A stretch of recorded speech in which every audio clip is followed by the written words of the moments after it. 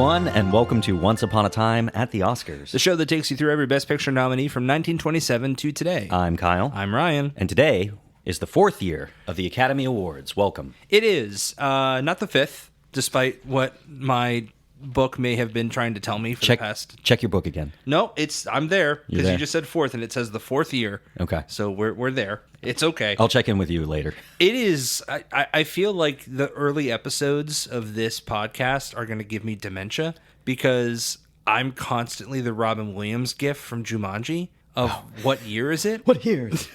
Like, I can't figure it out. And part of it is we're doing a little bit of a catch-up here, recording this while we are doing our research for the 5th year. Right. Which does happen to feature films from 1932, but is the 1933 ceremony. So there's a lot of year numbers being thrown around that are giving me just a little bit of whiplash. Yeah, we've decided that, the ceremonies, why don't we just record them at the end of the month? It makes more sense. We have the time to do questions when you send that in, which... we don't have any, but, it's...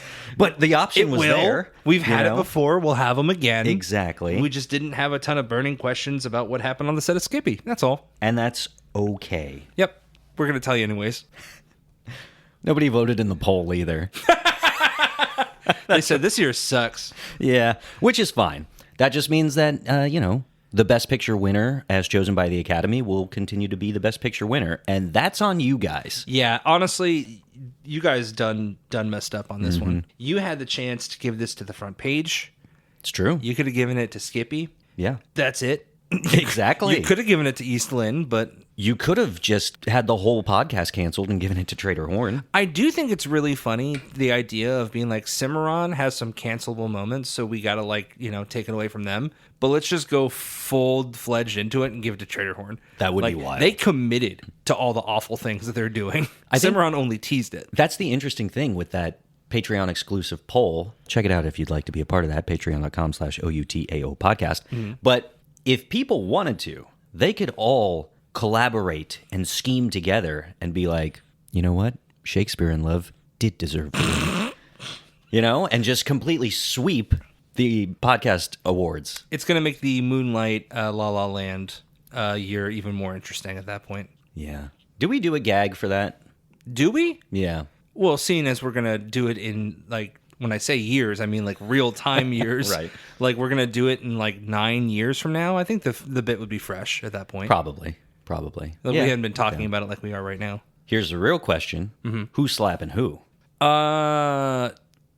can hit me. You're going to slap me. Oh, okay. I think you're going to hit me. All right. Because in terms of making a joke that goes a little farther, or not even farther, but goes on too long, that sounds like me. I do like the idea of you being like, keep my wife's name out your mouth. And I'm like, Taylor's great. What do you mean? you said a compliment about her, and I'm still saying that. You're like, it was a good thing. Smack. But we are a smack-less pod. Yes. So far. They're still smacking. It's just less. Guys, I'm really excited. Not only are we covering the 4th Academy year, but we also have a very, very exciting interview at the end of this episode. So stay tuned for that. I got an opportunity to sit down with Rachel of Cult Classic Cinema Archive. And we talked about her efforts with archiving films that are available through the public domain. And I learned so much. So it's very cool. Well, that means a lot. You're going through a lot of history in your books and your research. So to still be learning that, new things, is very, very cool. So very excited about Rachel joining the pod for this episode, and looking forward to that interview. Yeah, so stay tuned. We're at the 4th Academy Awards. As you know, we've covered the 5 films nominated this year. Correct. We've listed them off now once already. Oh, we did. Yeah. We did do all 5, didn't we? By circumstance. But this is going to be our opportunity to recap all of the winners, losers, nominees, fun facts and trivia, and of course, just kind of how we felt about the year overall and what it meant historically for the Academy. Right. A little groundwork here. So we did mention this is the 4th year, so this is covering 1930 to 1931. This was held specifically in Los Angeles. It was the Biltmore Hotel on November 10th, 1931. And actually, the first thing that I noticed here is that this is kind of an interesting one, because at the time, there was a depression, right? It was great. Well, that little controversial of an opinion of yours there, Kyle. Listen, I'm just going with the flow of politicians. It was the Great Depression, but specifically movies had been seen as this like large boost of morale. So the White House really wanted to make sure there was a presence to kind of speak to this specifically. So the president at the time, who was Herbert Hoover, actually sent his vice president, Charles Curtis, to attend the ceremony to actually speak on behalf of the presidency to say how thankful they were for the morale boost at such an unprecedented time. So I thought that was very interesting because you're saying, hey guys, thank you for the morale boost. It feels really good to kind of get our mind off of current events. So thank you, Cimarron, and thank you, Trader Horn, for all the laughs and vibes that you've given us this year. Yeah. I thought that was a little interesting to kind of talk to some of those movies in that sense. But I mean, certainly when you talk about like the Front Page, East Lynne, it's interesting because there's a little bit of controversy with Front Page as well. And the movies you're thinking are kind of taking a little bit of, I mean, it's a morale boost, so obviously that's, a great thing. But they're also taking a little bit of eyes off of the White House because there's some controversy around the things that they're talking about in there and whether they can mention these things in those ways. So this is an interesting year for the Depression sense of how movies were seen. They were a release. They were entertainment. And I'm glad to see that it wasn't necessarily, you say that now and you're like, great, we have the 7th Transformers movie. Right. But it's great to see that appreciation here when all of the films, well, I guess I can't even say all the films are originals or original property. Yeah. Because of Skippy. Right. Yeah. We hate all of our comic strip movies. Well, I mean, a lot of them were adapted from books and things and plays as well. Sure. So there is that. I do think it is interesting that like an elected official showed up at the Academy because I always think that movies grew up in the perfect time with the perfect set of circumstances to really propel them forward as the most popular art form and medium for entertainment. Because it always is the case when things are down, when things are bad, when things are sad, people turn to entertainment to kind of serve as an escape. So the Depression hitting like right when film was really taking off, Hollywood was really starting to take off. That just lines up perfectly with, wow, the American people are struggling. They're broke. They are doing everything they can just to make it through the day. What are they willing to do, though? Go see a movie. And I think that's a big reason why the art form and medium has persisted the way it has all these years. Right. Well, I mean, another part of that, too, is that the Academy has had a very successful past 4 years, right? I mean, in its creation and since having the first ceremony, it has expanded pretty greatly to be a ceremony that, A, is increasing in size, but to your point, can have an elected official come and speak on behalf of it. The other side of it, too, is that this is the year where they actually had solidified a bit of a public image because of the library that they opened up that helped the idea of college courses and any kind of like innovations and activities when it comes to film. So what I love about this is they didn't lose sight of what they created the Academy for, right? This wasn't just oh, cool, now we're this public thing, great, now we just do these ceremonies and that's it. They are still very much fighting for the idea of restoration on films like this. Right. So I really like its presence, the Academy overall with this, and pushing that, and not just being, oh, cool, now we're this very popular idea and movies are the great morale booster. There is more attached to that, which I really appreciate. I do too. I think that if you dive into the history of those creations and things, it's kind of like when you look at the inception of the Academy and you realize, oh, it's kind of built for union busting, So there is a little bit of that where it's like, oh, well, they've got to save face for things, but Sure. But ultimately, like the things that came from that were positives. So at least there's that. The things that they cited that it would help to distract you from the things that it would definitely also be doing were positives. Specifically, the idea of helping inaugurate college film courses, the idea of like organizing lectures. Those are all things that they touted with this. And those are real things. But it can't be ignored that, yeah, you're right. There was also busting unions and not the best intentions with some of those things. Right. But a library is a library, and I will take it, especially since we don't really have a ton of them now, whether it be Academy or otherwise. This is true. This is very true. So the host of this Academy Awards was Lawrence Grant, who we will see in Nonochka in 1939, so that's exciting. He was also in Son of Frankenstein, Werewolf of London, and Dr. Jekyll and Mr. Hyde. Not the one nominated next year, I believe a further one. How well known was he in 1930, 1931? He must have been popular if he was chosen to host. Right. I don't think I've ever seen him in a film, so I can't speak on that. Not a big Nanuchka guy? I've never seen it. I'm looking forward to seeing it, but... Kind of just want to say Nanuchka guy. Nanochka guy. I think that's how you say it. Should I be saying guy like that? Nonochka guy. Do you say it like that, or do you think you put the emphasis on the right syllable? I am. I just had a stroke. What was it? I imagine Guy never comes at the end of that in that movie. So I don't know. Like you wouldn't say guy with the accent. You would only say Nonochka with the guy with the inflection. Let's move on. So you're right. Lawrence Grant was the master of ceremonies here, and along with the vice president, who I mentioned, did speak as well. You had the new Academy president. Who was that new Academy president, Kyle? I just looked it up. Was it MC? Is that his name? Yep. MC Levy? Correct. Yeah. MC Levy. Levy. So in these early years, the presidents kind of stuck around for like a year or two. Which is evident this year as well. Yeah, this is a perfect example of that. I don't think we have a long-standing president beyond Douglas Fairbanks, who was originally like the first 2 years, until 1935 with Frank Capra. So these are just kind of, hey, they pop up, they were in charge for a year, and then they were voted out. So, well, the reason I say this year is no exception is that the previous president, William C. DeMille, was present as well, yes. One of the speakers. Mr. DeMille. Louis B. Mayer, who we've talked a lot about. Conrad Nagel, who we've also talked a lot about. Yes. And California Governor James Rolfe Jr. were all speakers at this ceremony. Yeah, so I wonder, there were 9 total categories, so I wonder how quickly they went through. Because, there's always all of the extra fluff and everything at one of these banquets and ceremonies. But I wonder how quick they got through the 9 categories to just be like, best actress is blah, best actor is blah.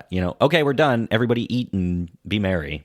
Yeah, I do wonder what that was like in terms of speakers. But, it's an interesting year for them, too, because we've talked about how much they've grown in size, both the Academy and the ceremony itself. And this is actually the first year where we had seen non-member, or that's not specifically true, but it's at least the first time that the media had really fully picked up the idea of coverage of the ceremonies, whether it be sending non-member guests or having people come over and travel specifically for the ceremony. And when it comes to broadcasting, it was on the local radio station that we've been talking about, specifically on KHJ, their local radio station.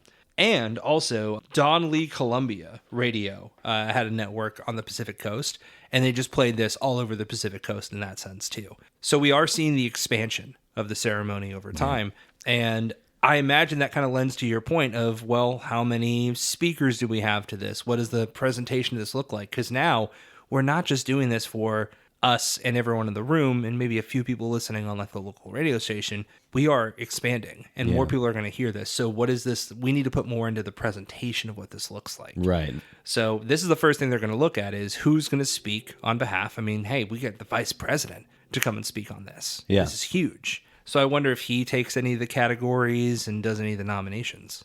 Well, I think it's also one of those things where, in 1930, the production code was put into place, and while it wasn't severely being enforced, you were seeing the pressure from the code and that office kind of saying, hey, we've got to really clean up these movies. They're giving the wrong image and all of those things.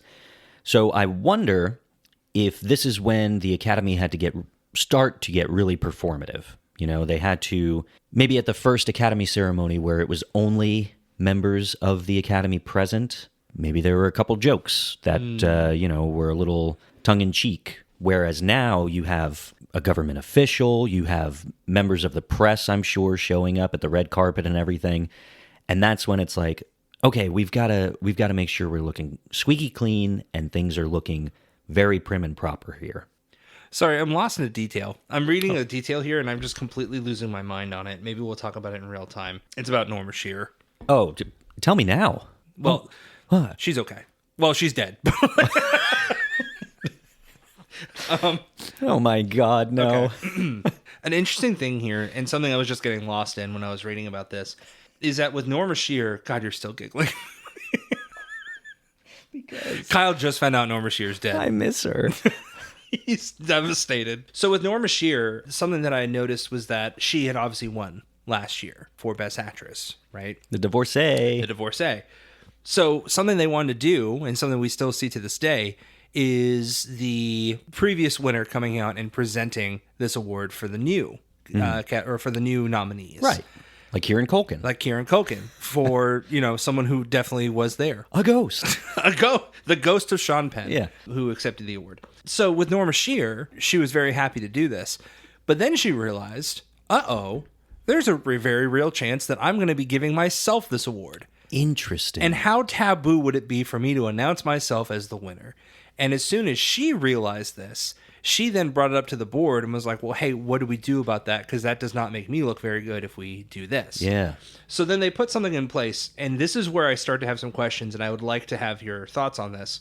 So specifically, because of this, there has been like an unwritten rule to this point where the previous actress honorees would present awards to winning actors and vice. Okay, I get it now. So Norma Shear would announce the nominees and winners for Best Actor, and then the previous year winner of Best Actor would mention the nominees and then announce the winner of the Best Actress category.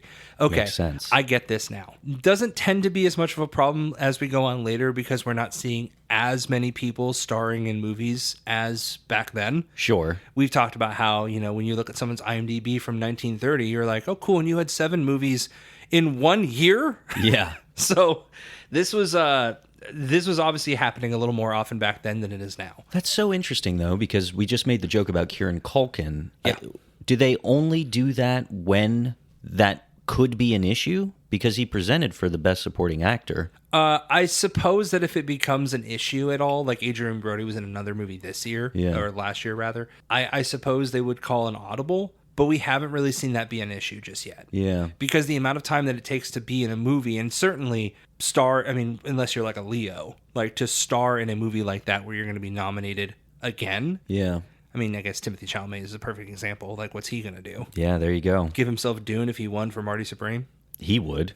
That would be, and honestly, the winner is me. Best case scenario in that is him winning for Marty Supreme and being like, there is never going to be anyone else that holds this. Right. This will be me for the rest of time, and I will prove it next year. And he comes out for Dune, and he's like, got it, and leaves. Man, what a world that would have been. Alternate timeline. But interesting that, this is what we're talking about. They're expanding in size, and now they're seeing, there's opportunity for these rules not to really work the way we think they're going to, so we need to start like adapting these a little bit. Maybe we change things around. So we start seeing the formation of the Academy Awards that we come to know today. And I think that's really interesting. That makes sense. I talked myself through it. I'm glad I did because I was reading it and I was like, this doesn't make sense. I'm seeing the words, but I'm not right. I'm not vibing on what it means. So sorry, I interrupted what you were thinking, but I was just reading it. It was like, what does this mean? No, you're good. I'm glad we got to talk about our girl, Norma. That's true. Do you want to get into the 9 categories? I would love to. Do you want to start at the bottom on the way up? Yeah, that's how I live my life. Started from the bottom. Still climbing. I'm working, man. I'm doing my best. And now we're at the bottom. Okay, so would you start with art direction? Tell you what, I'm going to start with the really interesting one. Okay. Sound recording. They presented an award for sound recording just to a studio with no specific film attached or anything. And nominated, we had the Sam & Goldwyn UA Studio Sound Department, the MGM Studio Sound Department, Paramount Public Studio Sound Department, and the RKO Radio Studio Sound Department. And Paramount Public's won. What movies were Paramount today? It was just Skippy. So I was looking at this. It's Skippy and the Royal Family, Morocco, and that looks like that's it by my count. Nominated at this year. Correct. Laughter. Laughter looks like that was also nominated. Oh, and Taboo. Okay. And The Right to Love. So there's quite a few. But Skippy leading the charge is a little interesting. Yeah. That kid hit that pole hard, and they recorded that perfectly. So I have been watching that clip that you posted, It's so funny. It is hysterical. Let me just tell you, on TikTok, usually when I post a video, it falls off after the day I post it. Yeah. That one keeps getting likes. It's got legs. Yeah. Yeah. It's so good. It's so good. Yeah, so it's interesting looking at that list. Obviously, I haven't seen a number of those films, but Skippy, again, being the Best Picture nominee from Paramount Publix, interesting that that'd be considered for sound recording. But overall, sure, okay. Yeah. I think it's cool that we are now, not only are we watching sound films, but we're also starting to recognize them. And while we don't have a specific sound category yet, the Academy is saying, hey, studios, you guys did a great job. Thanks. Appreciate you. It's worth noting that there was a scientific or technical award that was introduced as a new category for this year, the fourth year of the Academy Awards. And this was separated into two different classes. There was a statuette and a certificate. And this went to, as well as honorable mention, which was considered the third class. This went to like studios specifically. We don't have to get too much into them because there wasn't like a winner specifically. You had mentioned previously that it's more like a governor's awards type situation. Yeah, that's what it looks like a precursor to the Governor Awards. Right. So we're not going to spend too much time on that, but want to make sure that we highlighted that specifically as a new category that was introduced this year. Yeah, it looks like a lot of it is like film manufacturing companies and camera companies and things. Noise reduction, recording equipment, super sensitive, panchromatic film.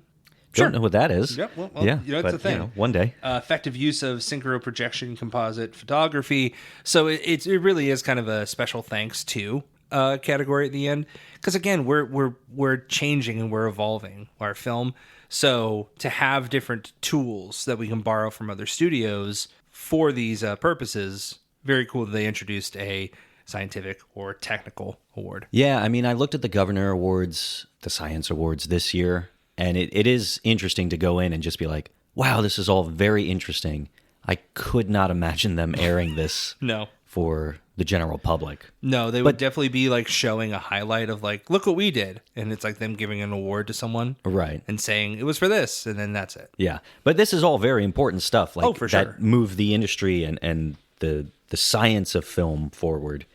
100%. I just don't understand it, if I'm being completely honest. No. And I think we're just reporting. We don't have to know. Yeah. We just report. I'm just a reporter. That's all we do. We just repeat as white men do. We are going to cover art direction next. Totally. So with art direction, our nominees were Cimarron, Just Imagine, Morocco, Svengali, and Whoopi. Whoopee. Maybe just Whoopi. There was no exclamation point at the end. Tell you what, this year I got really close to finishing A Death Race. Right. So I think there's like 5 movies that Was I didn't Whoopi get to the watch. outlier? No, I did watch Whoopi. In what? Sister Act 2, Ghost? Ghost. Always Ghost. Yeah. Always Ghost. The only one I didn't watch in this category was Morocco. And I will say, for the category of art direction, all of these are fantastic nominations. Whoopi is like a colorful musical, believe it or not. It was gorgeous. I don't know if it was in color at the time, like two-tone Technicolor, that kind of thing. Similar to what we saw on Hollywood Review. Right, yeah, but the whole movie was like that. And it may have been updated and restored in one way or another, but it was a lot of fun. I will say, when the movie started, it was, whoopee, wow, this is great, this is fun. And it got racist. Oh, It got real racist sure. real quick. So, little tough there. Svengali was like a horror film almost. Hello. That was a lot of fun. Interesting. And Just Imagine was a futuristic sci-fi movie that had some of the coolest set design and art direction I've seen in a movie from this era. Man, it was boring. Just rough. And then you have Cimarron. And not only do you have Cimarron, but Cimarron is going to take the win, specifically Max Ree for art direction from RKO Radio. Sure.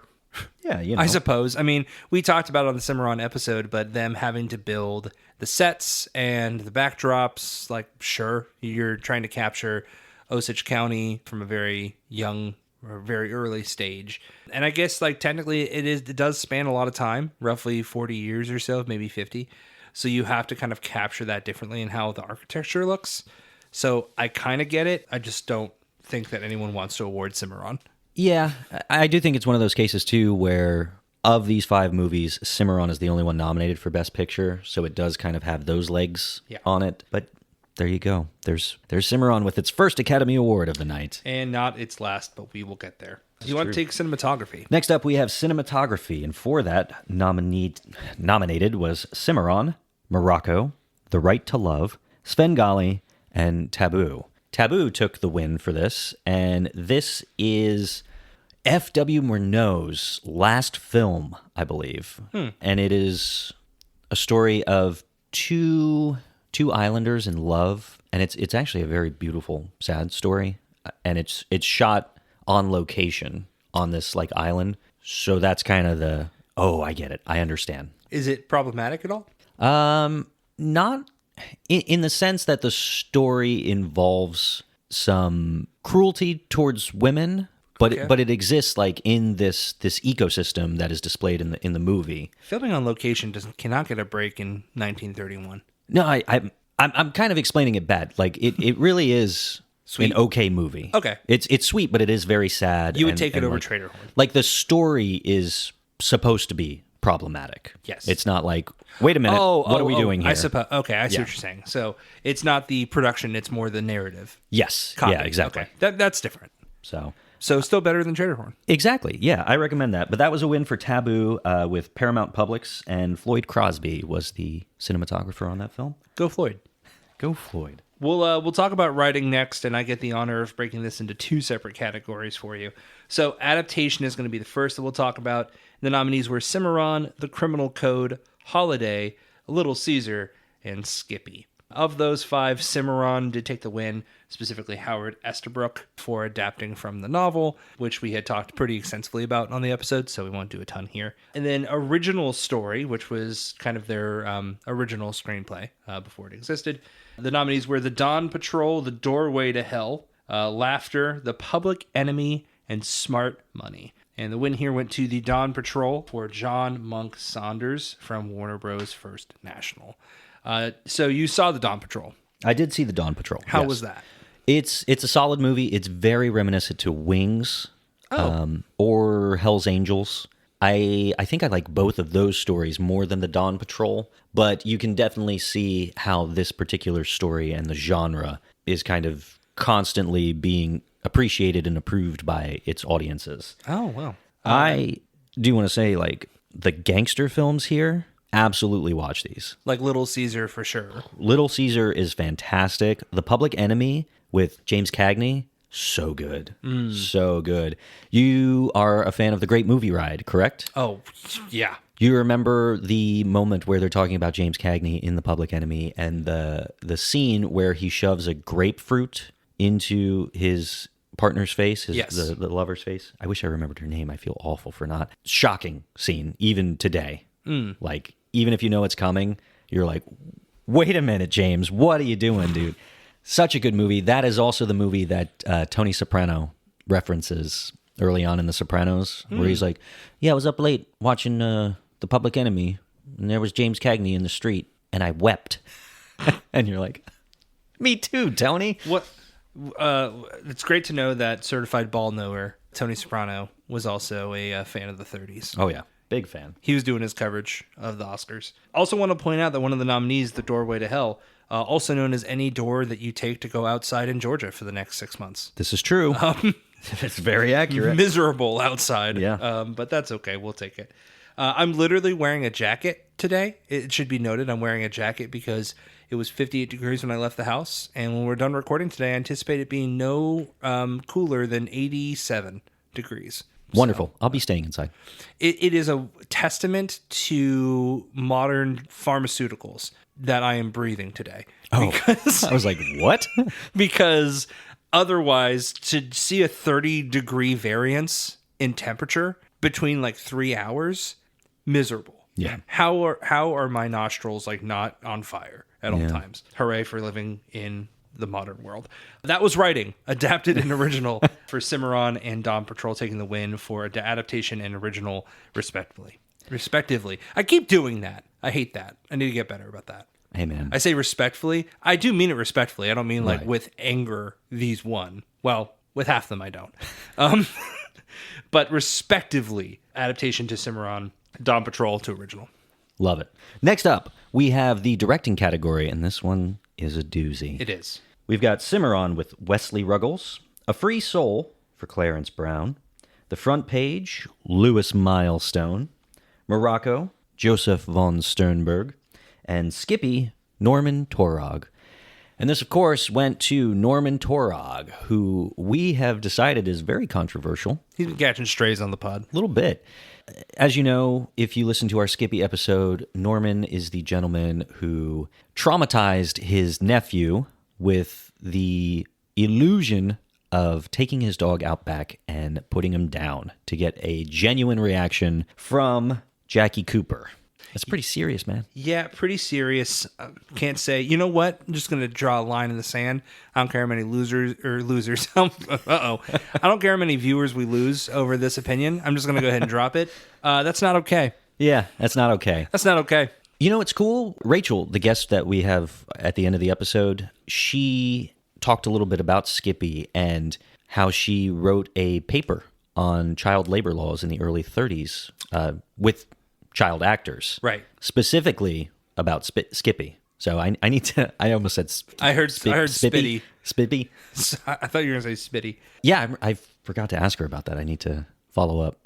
Well, the thing that I like about this is, you know, the people that we are interviewing for this podcast in these years, it's not exclusive to those times. Mm-hmm. Like there are other things coming up that we can talk to them about. So I'm excited about some repeat interviews over the different things that we see as this evolves. Yeah. One thing I do want to point out, though, is that you and I are referencing a Oscars book that we have. You know, some 70, some 80. Now, one's not better than the other. No. Year of the Oscars, the official history of the Academy Awards. And the picture that they used for the best director of Norman Torog suggests that Norman Torog is a 9-year-old. I don't know if you've seen this. Oh, yeah. Because every other picture is like best actor, and here's a clip of them in it. Best actress, here's a clip of them in it. Best director was just a picture of Skippy and Sookie from the movie. Right. So I assume he's either one or both of these individuals based on that. But of course, we know this isn't true because his nephew was Jackie Cooper. Little Jackie Cooper, as Kyle has elegantly dubbed him on this podcast for some reason. I love little Jackie Cooper. Not the last time we'll be talking about Jack. You know what? Actually, you want to talk about little Jackie Cooper right now, or you want to wait till we get to Best Actor? Yeah, let's do the Best Actress. Okay, That's great. So we'll do Best Actress next. So the Best Actress nominees are as follows. We have Marlene Dietrich in Morocco, Marie Dressler in Min and Bill, Irene Dunn in Cimarron, Anne Harding in Holiday, and Norma Shearer in A Free Soul. Real quick, I'll say I'm so sad that I didn't get to see A Free Soul. That's one of the only ones that I didn't get to. And Norma, I'm sorry. Call me. Well, I have bad news. Oh, no, not again. Not only is she dead, she's super dead. She's gone. It's been a while. It's been a while, my man. That's okay. It's fine. I'll get over it. So Will you? Marie Dressler. Marie Dressler took home the win. She did. Marie Dressler ended up taking the win for Min and Bill. And interesting little thing happened while she was taking the award for this and accepting the award. Yeah, I feel like this is the first like iconic, memorable moment at the Academy Awards. And the slap of its time. Yes, but much sweeter than that. You had little Jackie Cooper sitting through the Academy Awards, and he must have just been tired because he fell asleep and he rested his head over on the shoulder of Marie Dressler. The interesting thing here, too, is Jackie Cooper, as we know, the youngest individual nominated for an Academy Award. I believe Marie Dressler at the time was the oldest woman to win an Academy Award. Oh, interesting. I think that's since changed, but, you know, before this, you had Norma Shearer, you had Janet Gaynor. Janet Gaynor. Yes. Yeah. But yeah, Jackie Cooper falls asleep on the shoulder of Marie Dressler. She gets called up to stage to accept the award for Best Actress, and she has to gently shift little sleeping Jackie Cooper's head over to his mother's lap. And I just imagine seeing that on television now. Like, I don't know. I don't want to, like, infantilize anybody, but, like, Jacoby Jupe, I imagine him, like, falling asleep at the Oscars and just seeing that, like, Jessie Buckley winning and being like, oh, don't wake up. You know, like, Hamnet. It's so sweet to imagine. It is, but at the same time, I'm glad that you've chosen that route. I've also gone a route, just not the same route, in the sense that I've imagined this happening for other Best Actor nominees. And like if Jack Nicholson was just like dozing off in the middle of the, like, look, this is one of the downsides of inviting a 9-year-old to the ceremony. Is it? Well, I guess upsides, but like imagine you're so excited for your win. You are what, 6 awards into the night? Yeah. Like, granted, now we're at like 27 awards or so in our ceremonies, but you're 6 awards in the night. You finally get your big win. You go out there and there's a sleeping child.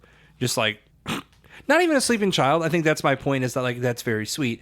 But one of the other nominees is like, Sure. time to get a nap. I think if it was anybody other than A 9-year-old, a for sure. there might be issues. I just hope that he wasn't dressed or talking like Skippy, because then that's like a full-blown adult. That's just an adult falling asleep. That's true. What if he was just faking it? And he was like Faking peeking through falling his asleep? eyes, and he was like, maybe if I act cute enough, they'll give me the win. I think that's true, but I also think that's more he was a big Norma Shear guy. Yes. And they're like, and the winner is Marie. He's like, Yeah. just like, You're not faking getting up, asleep. lady. I'm not, I pay no attention to anyone who isn't my Norma Shear. Exactly. That really is you. Wow. Interesting. Oh my God, I'm Skippy. I just heard the Twilight Zone music just playing while you were saying that.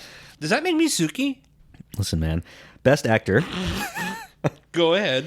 For the best actor category, we have Lionel Barrymore in A Free Soul, Jackie Cooper in Skippy. Welcome back. That's not his name. Nope, it's me. Me. I was gonna say little Jackie. Oh, little Jackie Cooper. Richard Dix in Cimarron, Frederick March in The Royal Family of Broadway, and Adolphe Menjou in The Front Page.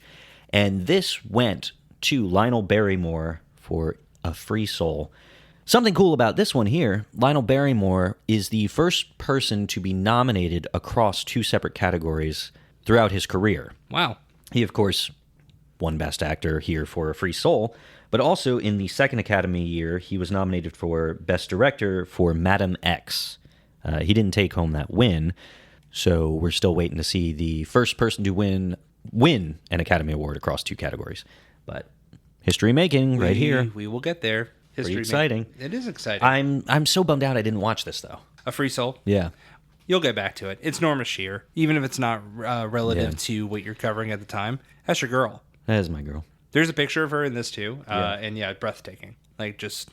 Oh my God! Why did I look at it? Well, she's kind of like she's so talented and she's so beautiful that in this image, all due respect to our boy Lionel Barrymore, this image specifically, almost any movie that she's in is kind of you start thinking like, what is she doing with that guy? Yeah. This guy, really, Norma? So the joke there is that any person next to her, you're going to be like, God, that person looks so. Why him? Why her? Because she's Norma. Raise your standards, Norma. Raise your standards. It does look like she's I think everyone else needs to be better for Norma Shear. Yeah, this is true. That brings us to our final award of the night, which was, of course, Best Picture. And the nominees are Cimarron for RKO Radio, East Lynne for Fox, The Front Page for Cato, Skippy for Paramount Publix, and Traderhorn for MGM. And as we mentioned here, regretfully, Cimarron was the Best Picture winner here. And I say regretfully because, this was a very interesting year for us to cover. A lot of lows, good bit of highs. And I really enjoyed, despite Skippy being such a tonal clash to what we've kind of come to expect for the Academy Awards, I've really enjoyed going over Skippy specifically, and I really like The Front Page. The Front Page is something that I'm going to hold dearly to this, and something we'll kind of talk a bit about next month with our 1930, well, we'll say the 5th year. Yeah. Because this is getting confusing. The 5th year of Academy Award nominations that we'll talk about. But Cimarron did take the win on this one. Kind of hard not to see this as a continuation of what happened last year when we saw All Quiet on the Western Front. We're seeing a bit of a trend of the kind of movies they like to recognize as Best Picture here. Sure. So thankfully this isn't happening in consistency time and time again, but this is the beginning of a trend that we will start seeing of, hey, what worked last year? Do we want to do that again, or do we want to swerve? Yeah. And, you say all that, and it is true. Cimarron, though, is the first Western to win Best Picture. So there is that. Like, it is on like a macro genre scale. It is like wide sweeping narrative with large set pieces and things like that. But specifically, it is a Western, and we haven't seen that take the win yet. So Right. that's kind of cool. And really, that's a genre that, as popular as it was in American culture, there haven't been too many Westerns to even be nominated across the board. So I like a Western. I do too. I don't like Cimarron, but I like a Western. That's the correct opinion to have. Westerns are great. I honestly completely even escaped my mind that this could be a Western. You're right. Yeah. Totally it Yeah. is. But that escaped my mind completely because I was more focused on the content than the style. Sure. But that's it. That is our 4th year of Academy Award nominations. What do you think this year overall? Again, I've seen all of these. I covered it on the first iteration of the pod, so this was Right. my second time watching all of these movies, and I liked some of them more than I did before. I like some of them less. Traitorhorn had to be less, right? Yeah, a lot less. I'm kind of happy to be moving on from these movies. Funny enough, Skippy is one that I think I'll return to in the future, With everything else, I believe that. even more than the front page for me. I'd probably revisit it before Eastland. That's fair. It's easier to do, so there's that. Yeah.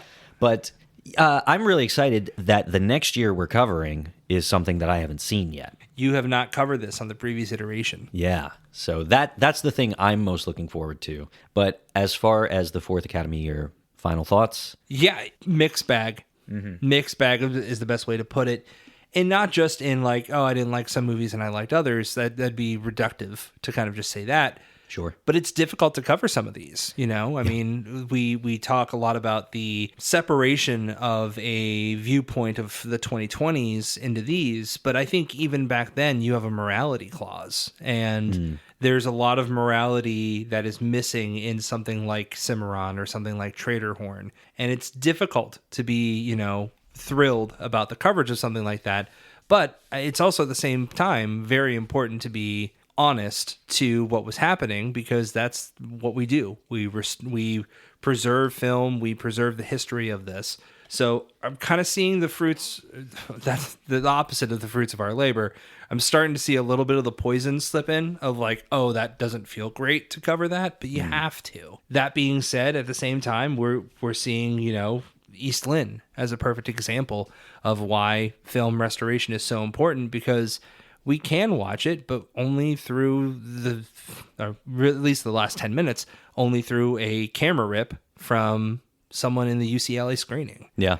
So there's a couple things like that, but at the end of the day, Skippy did bring me a lot of joy, but also like, what's going on here? I can't believe this is an Oscar nominated Best Picture nominee. Sure. But then I love the front page. I really did enjoy the front page a lot, and I was very excited to be able to watch that on Criterion and kind of be a part of, or own a part of the history of that. So very excited about being done with this year and moving on to the next. Sure. To see what that holds for us, and just a little peek behind the curtain. The research we have done, I'm very excited about so far. Yeah, same here.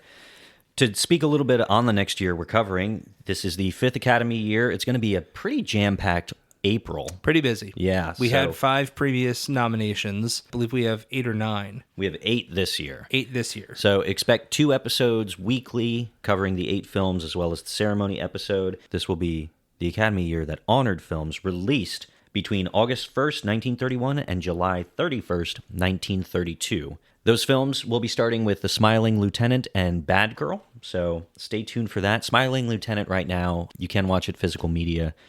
I believe it's available on the Criterion channel. I believe you're right. Also, very important to mention that just recently, the Blu-ray edition of the Criterion Lubitsch musical collection has been released. Yeah. It has been available prior on DVD, but now is in circulation on Blu-ray. So not only is The Smiling Lieutenant on there, but his previous Best Picture nomination, Ernst Lubitsch, The Love Parade, is on there, as well as another film from the 5th year, 1 Hour with You. Yeah, yeah. So, and then the fourth one that is definitely called Cancun. No, it's not Cavalcade. We thought it was. yeah, but and it's a location. Yeah, I can't Monte remember. Carlo. Monte Carlo, thank you. Way Got to it. go. Nailed it. So, yeah, I mean, check out the movie The Smiling Lieutenant.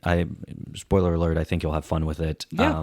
Beyond that, though, look forward to the 5th Academy year in April. And without further ado, we'll head into our interview with Rachel of Cult Classic Cinema Archive.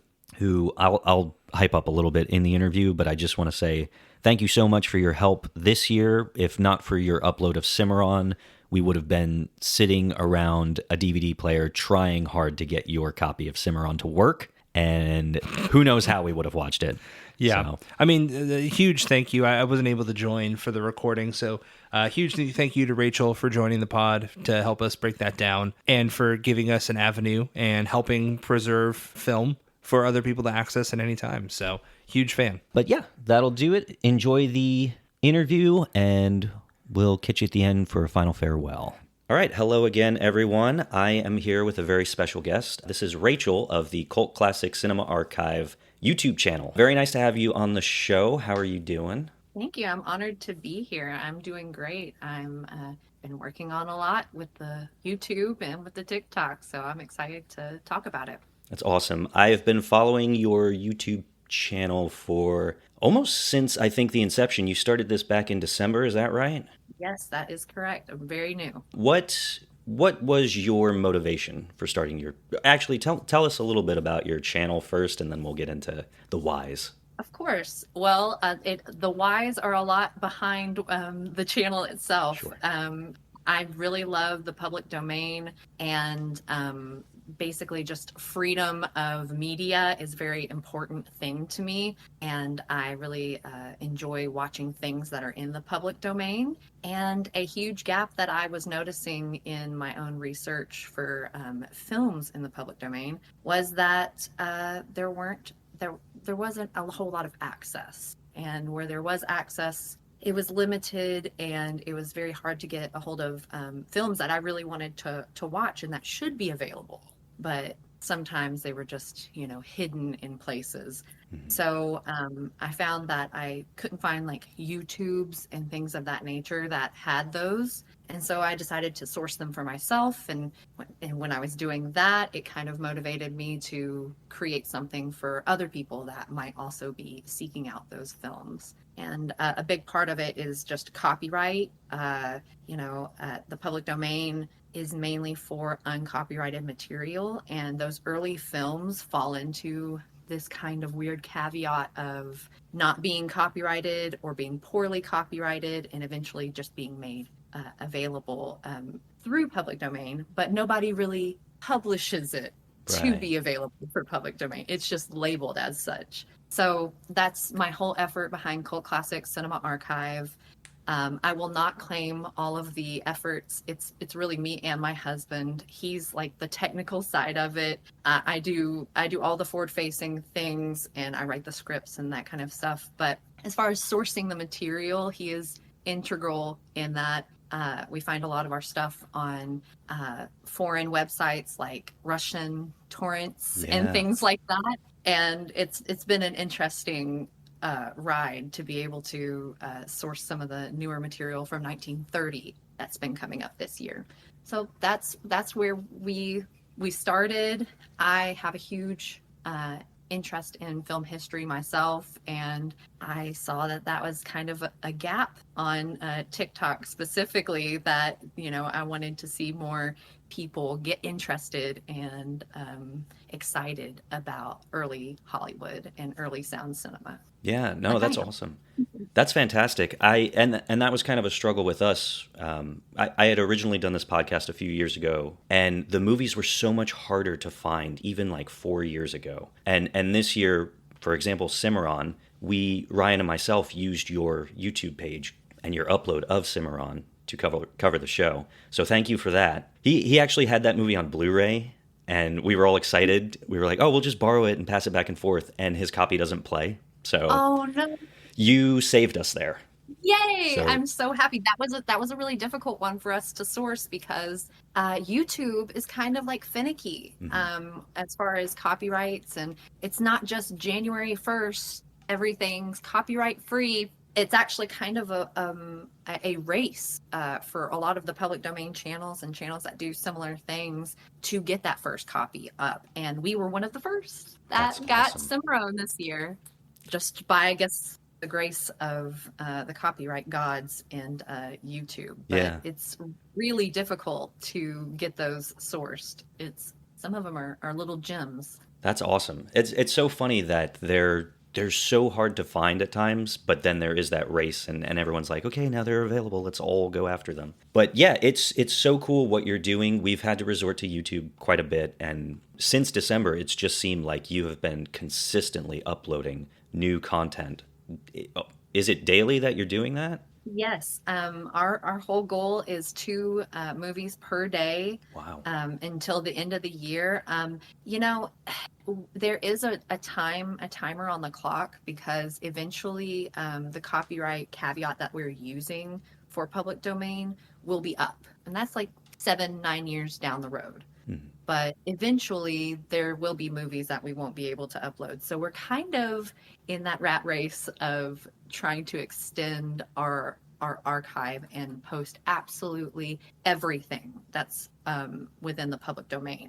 And also a big thing that we do in the technical aspect is we upload our own English, French, and Spanish subtitles with Yeah. every single copy that we have on the archive, because I Wow. do feel that foreign influence, that the foreign viewers, anybody who speaks a different language, they deserve to see these classics as well. And I think that's kind of goes into the preservation aspect of it, Yeah.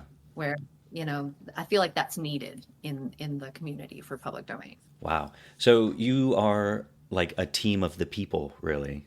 That's the whole thing. A big deal that we were coming across, because we love these old films. Mm. I do mainly. Like, he just kind of he's learned so much in downloading these films Oh, I for me, bet. but I really love it, and that motivates him. We were finding ones that had watermarks, like really egregious watermarks over the entire movie, the whole way through, and Yeah. it just kind of like ruins these movies for me. So I only upload ones that don't have watermarks. I don't include a watermark on anything. I want people to be able to download and clip this for whatever they want to do. That's like really important to me, because that's public domain. That's freedom. That's access. That's preservation without access is pointless. And that's something that I continuously tell myself throughout this entire process, is we can say it's public domain, but if it's not actually there for the public, able to be accessed and used and reused and reimagined, Yeah. then it's completely pointless to call it public. I love that. One of the movies we covered this year was East Lynne, and the only surviving copy of that movie is over at the UCLA library there. And that's such a great example of what you're talking about. That film is now public domain, but unless you're flying out to California, you can't really see it. It is on Absolutely. YouTube, but it's an incomplete version. So yeah, that's just fascinating. That is not even fascinating. It's amazing that that's what you stand for and why you're posting these. I really appreciate that. And the Library of Congress does a lot of that stuff too. Hmm. They'll say, "Hey, we preserved this film. It exists now." But no one can watch it Right. unless you're there at the Library of Congress. So Yeah, it's almost a wasted effort at that point. I can't help but agree. What is it about classic cinema that attracts you to it? Well, me personally, I grew up. I'm an only child, and my parents are older, and so I grew up watching classic cinema and listening to classic rock, and older stuff just doesn't seem so old to me, I guess. Yeah. I really appreciate the classics, and I in this age that we have of cinema, where there are so many recreations and sequels and use of movies that have come before, Mhm. I think it's so important to view the originals and to harken back to that day. That's very important to me. That I feel like it happens in literary arts, it happens in music, it all comes back around. And with cinema, it's so baby. It's such a new art comparatively, for Right. sure. So I think it's really important to look at old cinema, and especially like what you guys do with the Oscars. Like, that's important. Culture said that's an important time, that's an important film, that's an important person. We need to preserve that. That's preservation in itself. And I think that you have to study history to know what's coming next. Yeah, I agree.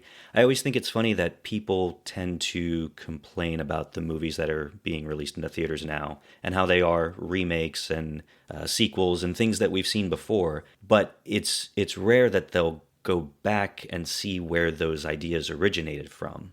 And I think that's a big reason Ryan and I are doing this podcast, to see like, oh, where did the cliches in westerns come from? Or, the slapstick screwball comedy. Like, we've seen it a million times and it feels reused and redone when we watch it now. But if you go back to the source, it somehow feels fresh. Absolutely. I feel like, people have been laughing about the same things.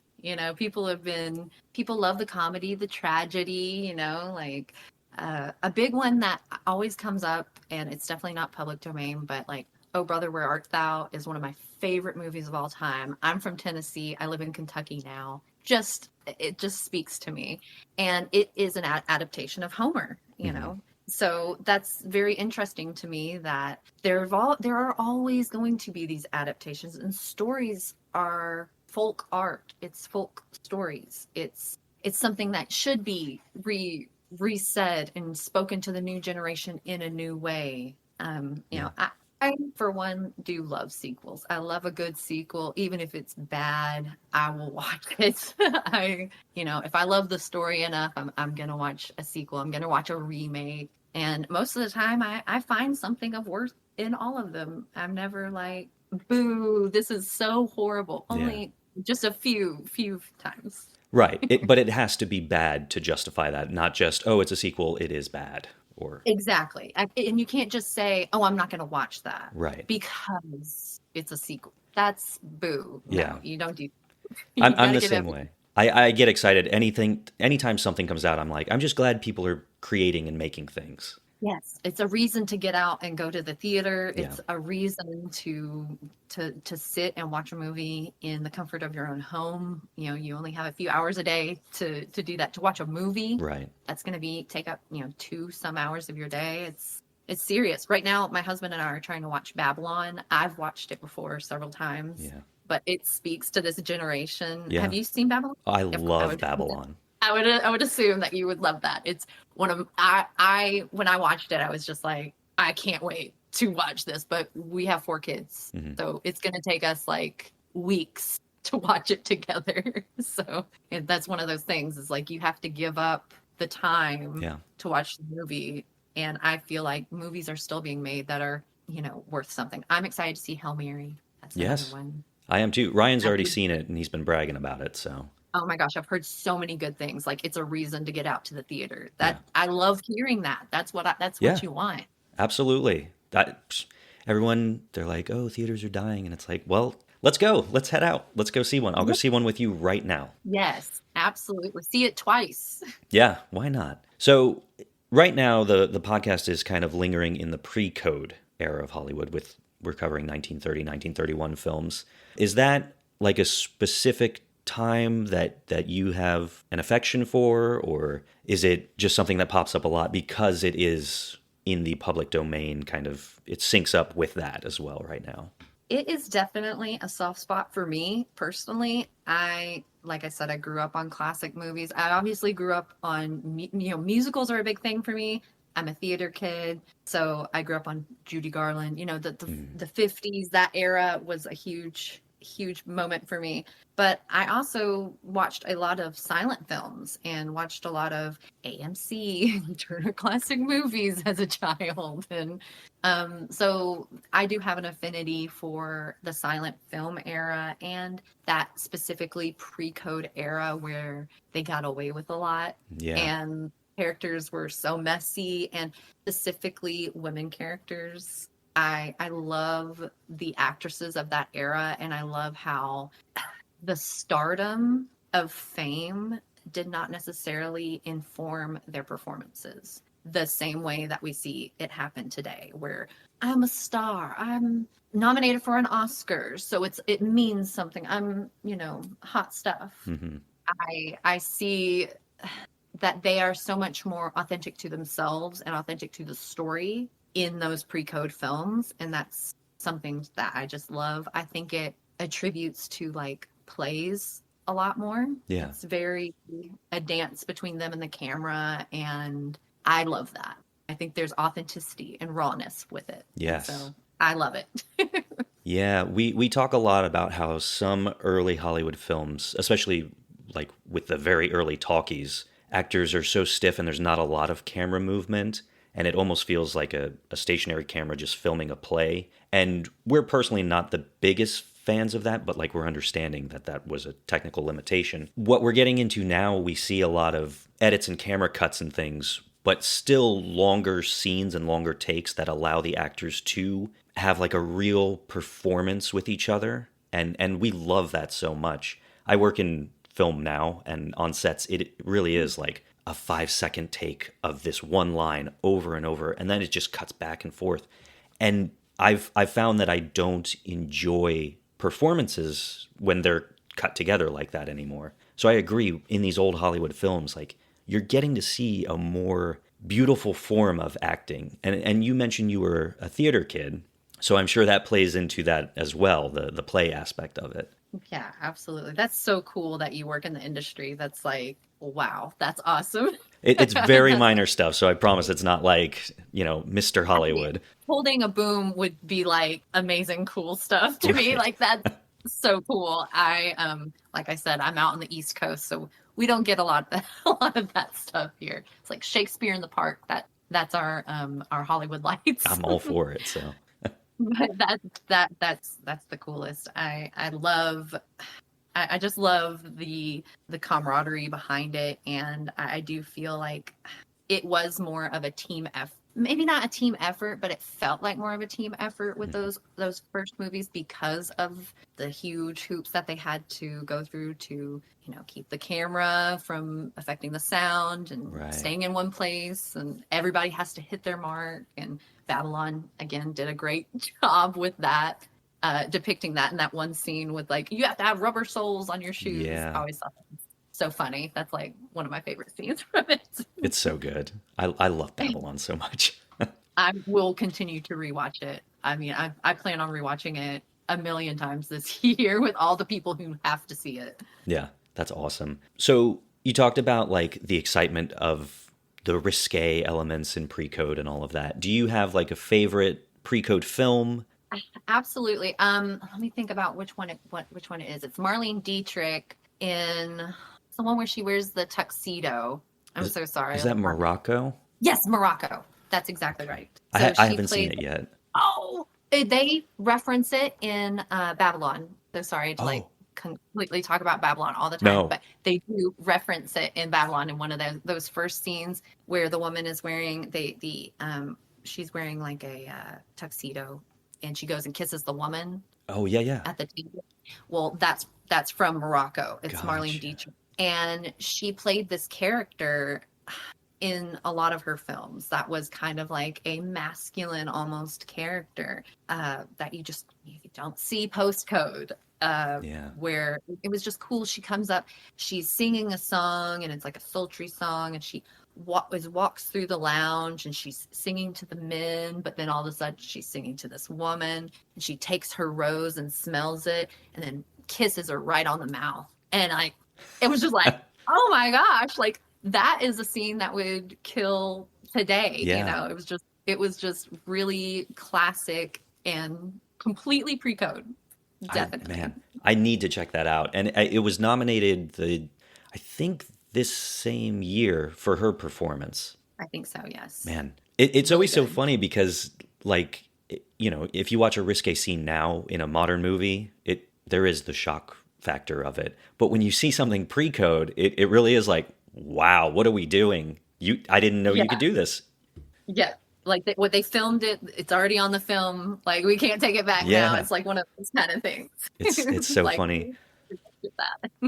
Yeah, I definitely need to check out Morocco. Yeah, one of my favorites. I noticed too you have a lot of films outside of the public domain era. Are those still public domain films just for different reasons? Yes, Okay. exactly. So there's many reasons that, a film could be public domain. Many from that original era, the reason that they are in the public domain now is because there was no copyright law around films specifically. There were for plays, there was for literature and music, and for photography. So the first films were actually they tried to copy, the studios would copyright the film strips in individual photos. Oh, wow. So just a million photos per movie, basically. And so when they did that, it lapsed and wasn't honored, basically, by copyright law that as a film, because eventually copyright laws did cover film. So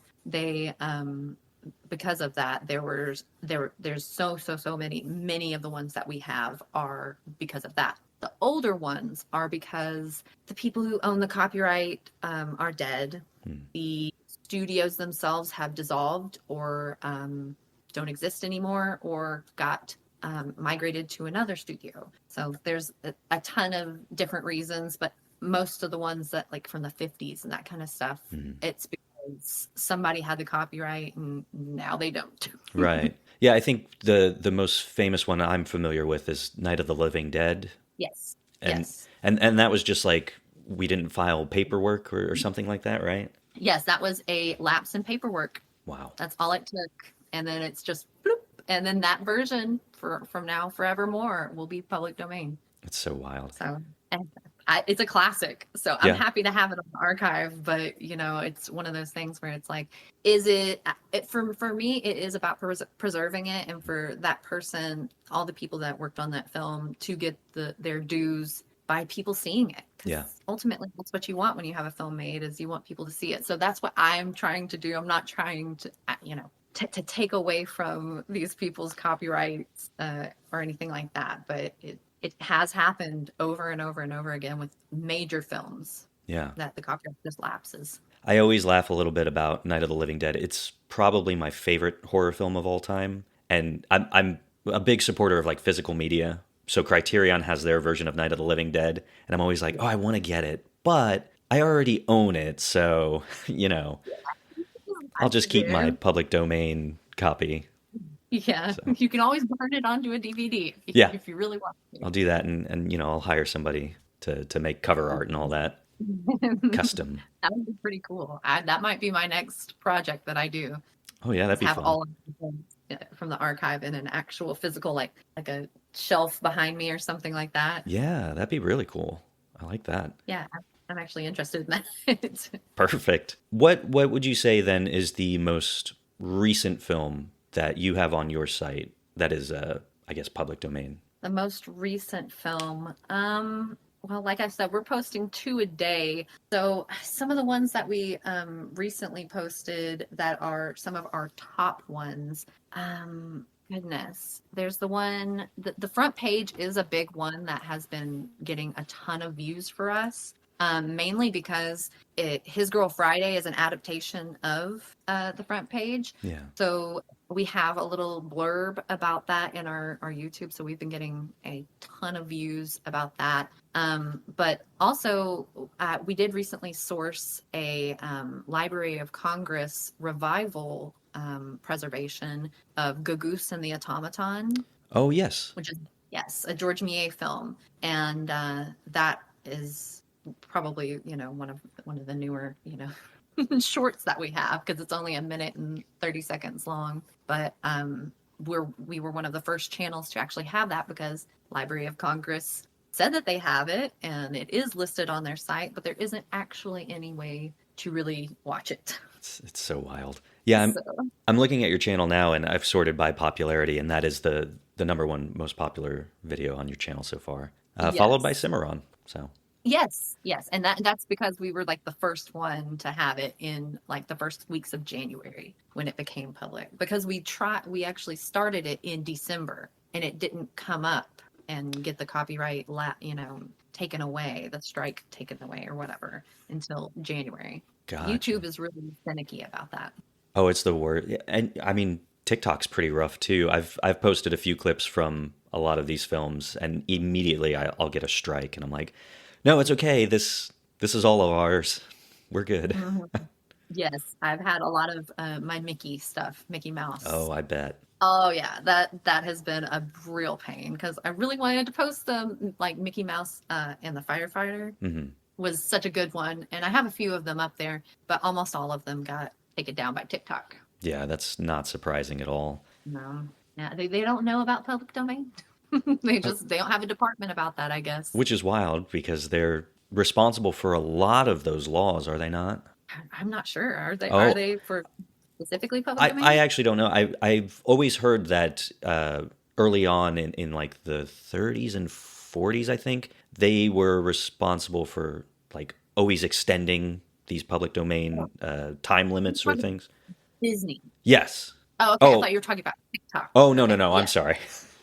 Yes, you're right. You were very correct. A big reason that Mickey Mouse and the Firefighters was so influential is because it is like the last Mickey Mouse cartoon before they kind of started their monopolization of those type of cartoons with Gotcha. their copyright policies. Gotcha.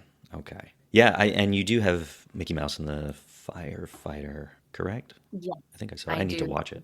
A couple Betty Boops as well that Yeah. came out recently. That they're recent to the public domain. They are of the time for sure. Sure.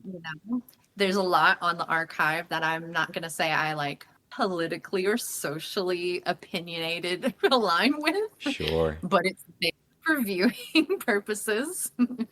A lot of them are, signs of the times for sure. Sure. Yeah, that comes up a lot with the podcast where we're like, "Hey, check this movie out," but also a couple of trigger warnings. So I totally Definitely. understand.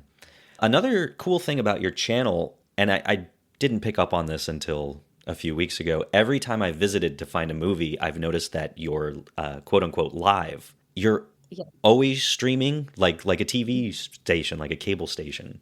Exactly. That's my husband for sure. Shout out to Patrick. He figured that out. That is like a third party program Mm, that you can use to stream whatever you want onto your YouTube.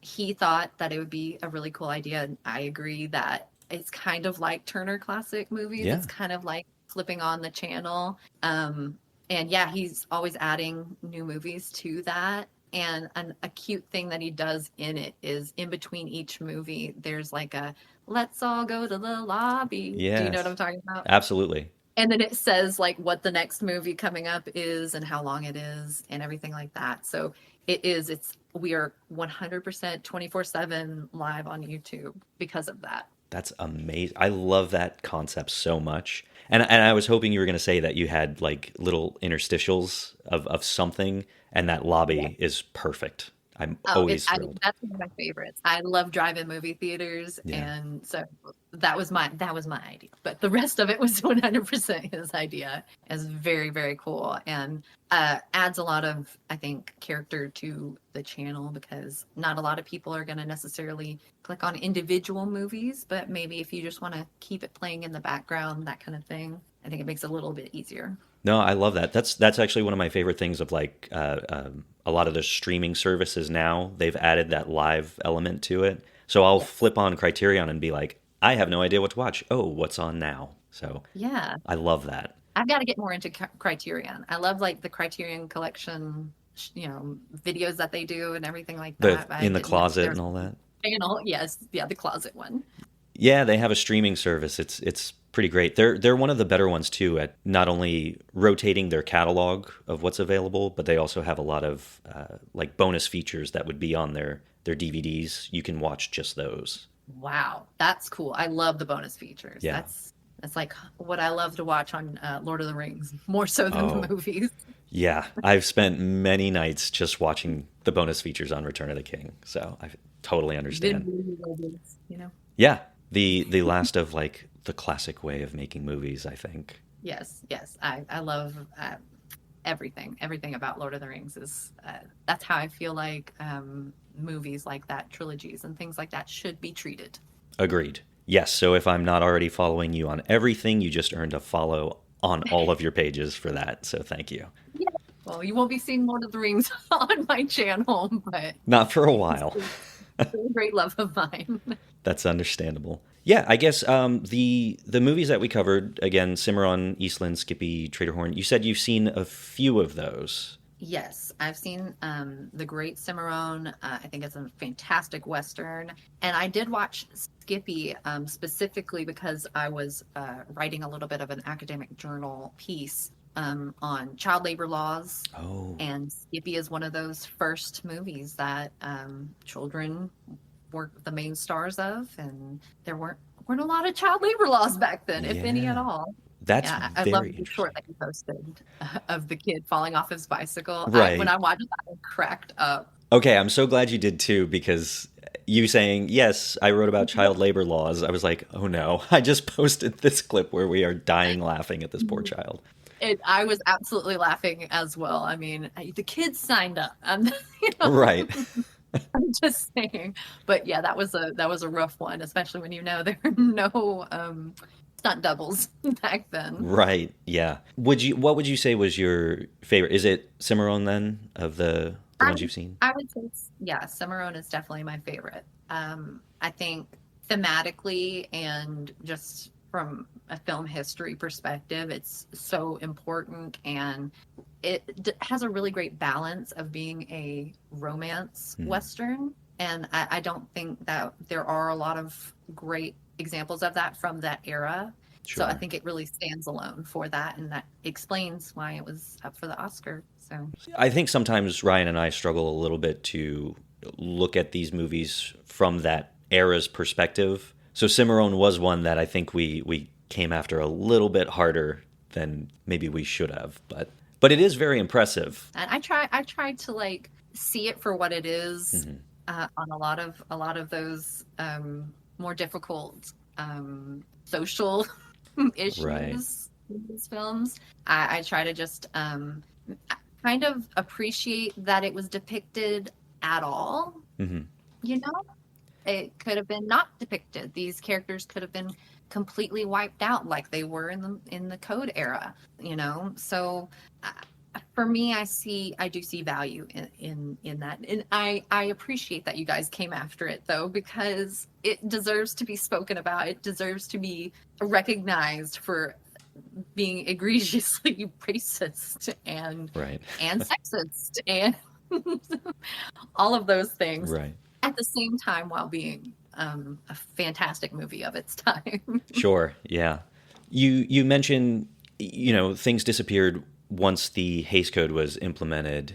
We're going to be approaching that in just a few months, and I've not seen a whole lot of movies from that era, but I'm kind of worried that the quality and the enjoyment factor is going to be less than what it is in this pre-code era. Do you think that's going to be an issue? I think the entertainment factor it may be down just Hmm. because it's not as racy and that kind of thing. Sure. You know, once you get used to that of like that swinging 20s, roaring 20s era, and Right. you get that taste, it does feel like the Pepto Bismol kind of effect has been like put onto it. Yeah.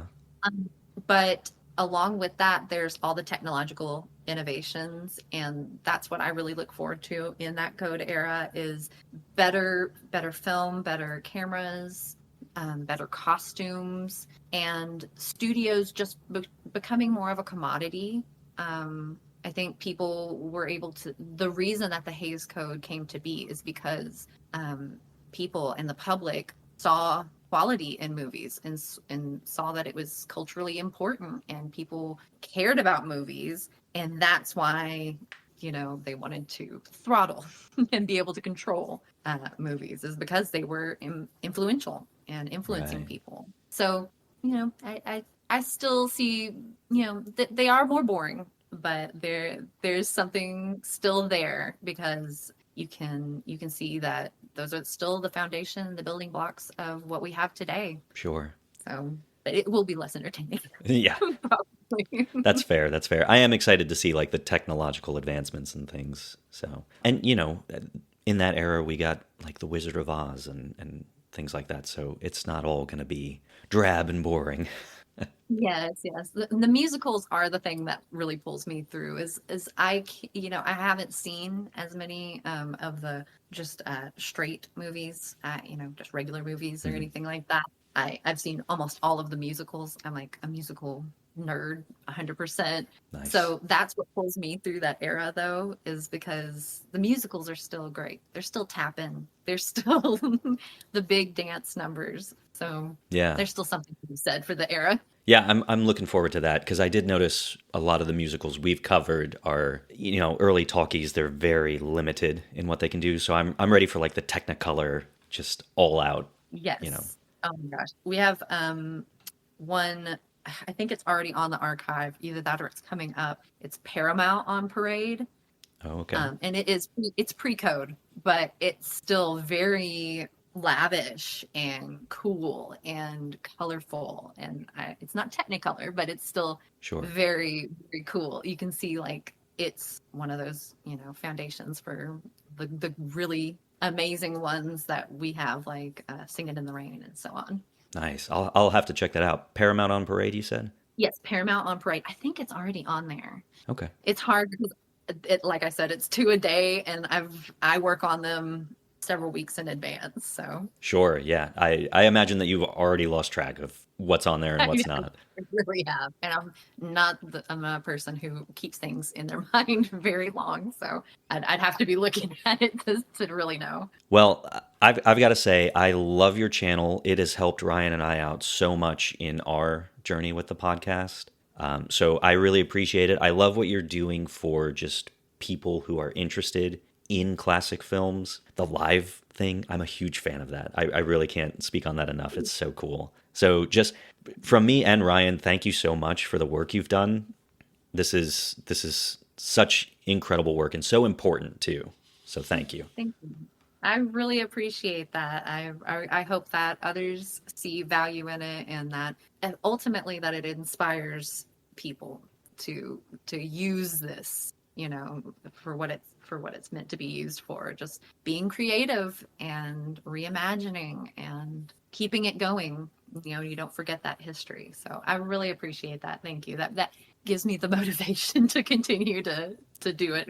No, yes, please keep continuing, because I'm sure something else will pop up that will be like, where do we find this? And we'll turn to you for that. So absolutely. And if you ever have an issue finding something, just send it my way and I'll put him on it, and I'm sure he can find it. He goes through the depths of some places to find these little gems. I love it. Let Patrick know that we want East Lynn put on DVD, please, in its entirety. Okay. I will definitely pass that on. I don't know how he'll do it, but there's the request. He's the techie, let me tell you. It's definitely not me. Yeah, so where can people find all of your work? Absolutely. cultclassiccinema.com, and that leads you directly to the YouTube, or you could just search Cult Classic Cinema Archive on YouTube, and the full archive there, growing every day. Amazing. Rachel, thank you so much for your time. I really appreciate it. And again, just thank you for the work you've done. Oh, thank you. Thank you for having me. It's been an honor. Thanks. What an interview. Dude, I was so happy to get to talk to her. I've checked out her YouTube channel so many times, and I don't think I realized the extent and impact that she had as far as like the public domain sphere went. And she really is making a difference, her and her partner Patrick. So just such a cool opportunity to speak with her. I mean, it's sick because some people wonder what they can do to kind of help preserve film. Like, it's such a large academy, like in large history, what can they do? And this is exactly that. Like, to be able to collect these films and put them in one channel for other people to watch. Yeah. Amazing work. It's so cool. She's doing the work for the public. Yep. And I'm we're the forever public. Grateful. Exactly. Yeah, we're all the public. We benefited greatly. You're welcome, guys, from Rachel. But guys, thanks again so much for listening. We've already kind of said our outros, so we'll keep it short here. Stay tuned for the next episode. As always, I'm your host, Kyle. I'm Ryan. And we'll see you at the movies.